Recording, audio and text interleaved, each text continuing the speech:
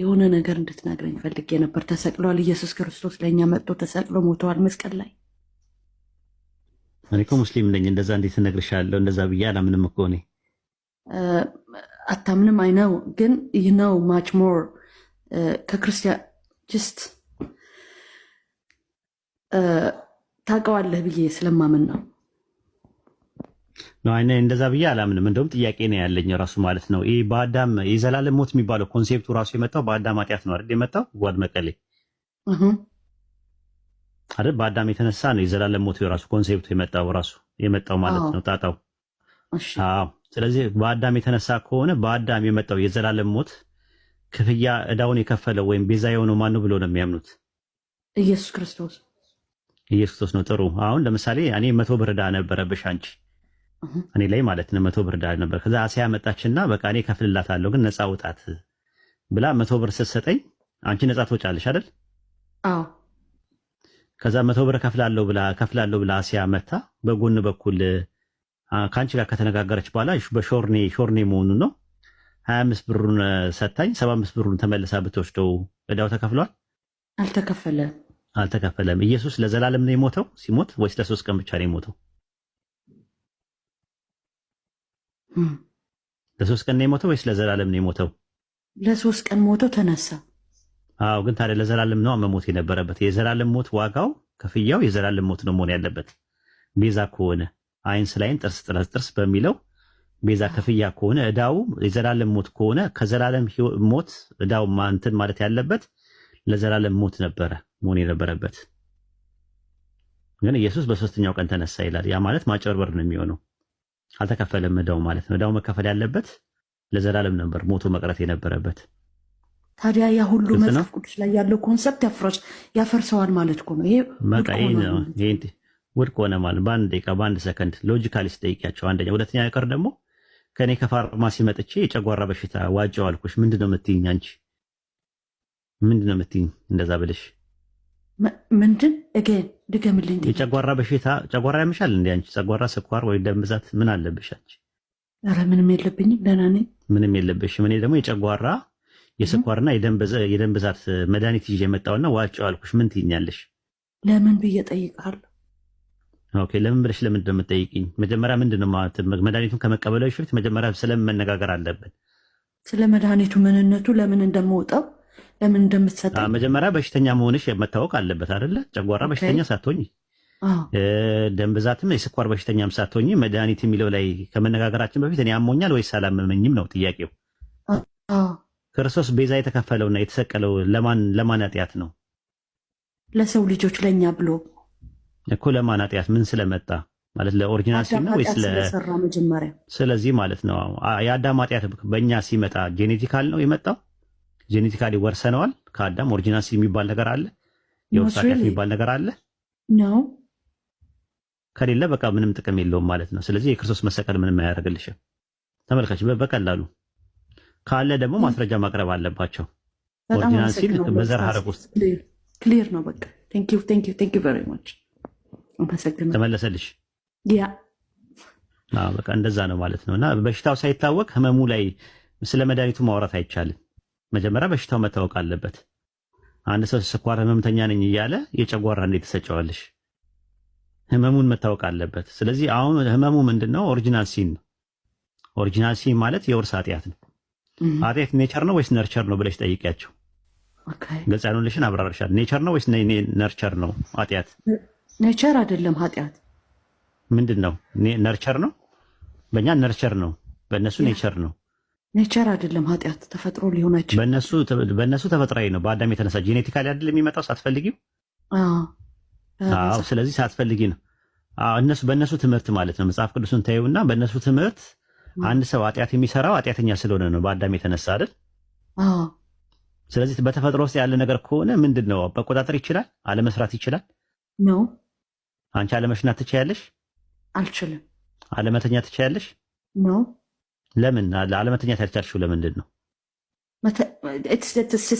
የተፈጥሯችን እንትን ነው። ኔቸር በተፈጥሮ ላይ የተቀመጠ ኃጢአት በተፈጥሮ ውስጥ ካለ ኃጢአት ሰርተሃል ተብሎ የሚቀጣበትና የሚጠየቅበት አንዳች ምክንያት አንዳች ቆብ የለውም። ልክ አይደለም። ስለዚህ እኛ የምንለው በኢስላም አስተምሮት ሰው ኃጢአት ሲሰራ ነው ኃጢአተኛ የሚሆነው እንጂ ኃጢአተኛ ስለሆነ አይደለም ኃጢአት የሚሰራው። ልዩነቱን አየሽው? ልዩነቱን አየሽው? አዎ በጣም ክሊር ነው። እስቲ ድገሚው። ምንድን ነው ያልኩሽ? ሰው ኃጢአተኛ ስለሆነ ሳይሆን ኃጢአት የሚሰራው ከእንትን የፈጠረው ያመጣው ነገር ኃጢአት ሲሰራ ነው ኃጢአተኛ የሚሆነው። ኤግዛክትሊ በቃ ስለዚህ ልዩነቱ አለው ማለት ነው። እኛ ኃጢአት ምንድን ነው ብለን የምናምነው ነርቸር ነው ብለን ነው የምናምነው።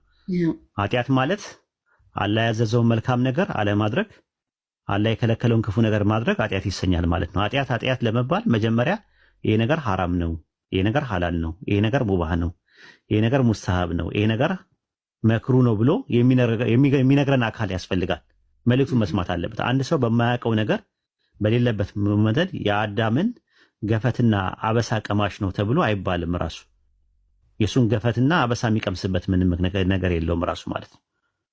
ዕዳው ገብስ ነው የሚባሉ ነገር ማለት ነው። እና ይሄ ምንድነው የደቦ ፍርድ ነው የሚሆነው። ፍርዱ ልክ አይደለም ነው ምንድነው እኛ። ስለዚህ በአዳም የተነሳ ምንም የመጣብኝ ኃጢአት የለም። ኃጢአት ኔቸር ሳይሆን ነርቸር ነው። ሲን የሚባለው ነገር ያለው ሲን አክቹዋል ሲን ብቻ ነው። የግብር ኃጢአት ነው። ኦሪጂናል ሲን ወይም ጥንተ አብሶ ወይም ደግሞ የውርስ ኃጢአት የሚባል ነገር እኔ ጋር የለም። እኔ ነኝ የምሰራው፣ እኔ ነኝ የምጠየቀው። ከኔ ከማንም የሚመጣ ነገር የለም። አዳም ለሰራው ኃጢአት ንስሐ ገብቷል በእኛ አስተምሮት ማለት ነው።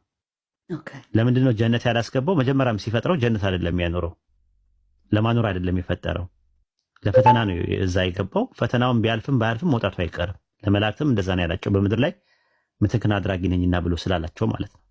አደምና ሙሳም ሲከራከሩ እንደዛ ነው ያለው። እኔ አስቀድሞ እንደወጣ ተቀድሮብኛል ከ40 ዓመት በፊት ነው ያለው። ስለዚህ አዳም ጀነት ሲገባ በመልካም ስራው አይደለም የገባው። እንደኛውም በመልካም ስራ ነው አይደል? በመልካም ስራ ወይም እምነት ምናምን ይጠይቃል። አደም ግን ሲገባ በምርጫው አይደለም የገባው። ሲወጣም ደግሞ ያለ ምርጫው ነው ራሱ የሚወጣው።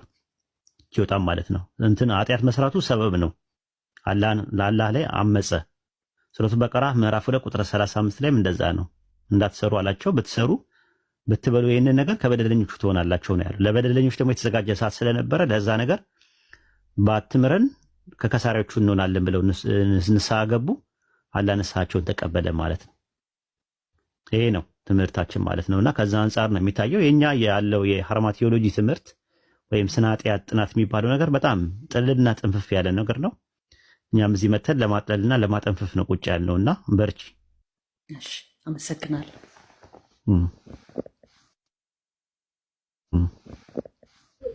ኡስታዝ ግን የአሁኑ ነገር ላይ አዳምና ሔዋን የሰሩት ኃጢአት በራሱ ነርቸር ነው አይደል? ማለት አላህ Subhanahu Wa Ta'ala አታድርጉ ያላቸውን ነገር በማድረግ ነው አይደል? ያ በቂ ማስረጃ ሊሆነን አይችልም። ኃጢአት ኔቸር ስላለመሆኑና ነርቸር ስለመሆኑ ሲቀጥል ደግሞ ለአዳምና ለሔዋን ሲሆን ኔቸር ሆኖ አድርግ አታድርግ ተብሎ የመጣ ኃጢአት ሆኖ ለኛ ሲሆን ደግሞ ኔቸራሊ የሚሰጠን ከሆነ ይሄ ራሱ ፍትህን ማጓደል አይሆንም ወይ? ፈጣሪን መሳደብ አይሆንም ወይ? አዎ ልክ ነው። እንደዛ ነው። ሱረቱል አሕዛብ ምዕራፍ 33 ቁጥር 33 ላይ እንደዛ ነው። በእርሱ በተሳሳታችሁበት ነገር በእናንተ ላይ ኃጢአት የለባችሁም፣ ነገር ግን ልባችሁ አውቆ በሰሩት ኃጢአት ይሆንባችኋል አለ። አላህ ማሪና አዛኝ ነው ብሎ ነው የሚያስቀምጠው ማለት ነው። ራሱ ሲጀመር ጀምሮ እኮ ኃጢአት የሚለው የግዕዝ ቃል ሀጣ ነው ከሚለው ራሱ ኢላማን ሳተ ነው፣ አመፀ ነው ራሱ። እና ኢላማን መሳት ማመፅ ማለት ነው ራሱ። ኸት የሚለው የዕብራይስጥ ቃልም እንደዛ ነው። ኸታ ከሚል ቃል ነው የመጣው። ኢላማን ሳተ ብሎ ነው ያስቀምጠው። በግሪክም እንደዛ ነው። ቬሎ ያኻቲ ይለዋል ራሱ። በግሪክ ደግሞ ስትመጣ ሃርማቲዮሎጂ ይባላል ማለት ነው። ሃርማቲያ ማለት ምንድነው? ግሪክ ወይኔ ላይ ኢላማን መሳት ማለት ነው ራሱ። ሃርማታኖ ከሚል ቃል ነው የመጣው። ሮሜ ምዕራፍ 3 ቁጥር 20 ላይ ኃጢአት በሕግ ይታወቃልና አለ። ሕጉ ለአንተ አልተሰጠህም። ዛፉን አትብሉ የሚለው ትእዛዝ የመጣው ለአዳምና ለሔዋን ለአንተ አይሰጥም። አንተን የሚመለከት አይደለም። አንተን የሚመለከት ከሆነ አሁን ዛፉ መኖር ነበረበት። አንድ ሁለተኛ ነገር ደግሞ ውርስ ከመጣም የሆነ እንደ ፍየል ቅጠል የመብላት አባዜ ይጸናወተን ነበር ራሱ። እንደዛ አይደለም። ሮሜ ምዕራፍ 5 ቁጥር 13 ላይ እንደዛ ነው። ነገር ግን ሕግ በሌለበት ኃጢአት አይቆጠርም ይላል። አንደኛ ቆሮንቶስ ምዕራፍ 15 ቁጥር 56 ላይ የሞት ሞጊያ ኃጢአት ነው፣ የኃጢአትም ኃይል ሕግ ነው ይላል። ሕግ ከሌለ ይሄ ነገር አድርግ ይሄ ነገር አታድርግ ከሌለ ኃጢአት የሚባል ነገር የለም። ያዕቆብ ምዕራፍ 4 ቁጥር 17 ላይም እንደዛ ነው። እንግዲህ በጎ ነገር ለማድረግ አውቆ ለማይሰራ ሰው ኃጢአት ነው ይላል። ተነግሮ በጎ ነገር አውቆ መጀመሪያ ማወቅ ይጠበቅብሃል። ሮሜ ምዕራፍ 7 ቁጥር 7 ላይ እንግዲያስ ምን ላለን? ሕግ ኃጢአት ነውን? አይደለም። በሕግ ባይሆን ኖሮ ኃጢአትን ባላወቅኩኝ ነበር አለ። ኃጢአት በሕግ ይታወቃል። ስለዚህ ሕግ የሚባለው ነገር መጥቶ አንተ ለአቅመ ሐዋና ለአቅመ አደም ያልደረሱ ህፃናትን ኃጢአት የሚባል ነገር ወርሰዋል የሚባለው ነገር የለም። ራሱ ህጉ አያውቁትም፣ ራሱ አልተነገራቸውም። እነሱ ብቻ አይደሉም። ራሱ ካደገ በኋላ ትልቅ ሰው ከሆነ በኋላ ሪሳ ላይ ያልደረሰው ሰው አይቀጣም። በሱረቱ ኢስራ ምዕራፍ 17 ቁጥር 15 ላይ መልእክተኛ እስከምንልክ ድረስ የምንቀጣ አይደለም ይላል።